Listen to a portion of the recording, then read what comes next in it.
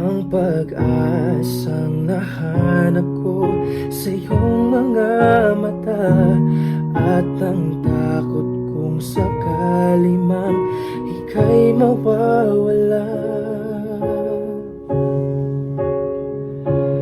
At ngayon,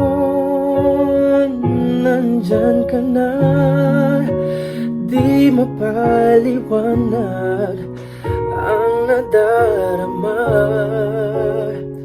Handa ako sa walang hanggan, di pa aasahin, hindi ka sasaktan. Mula noon hanggang ngayon, ikaw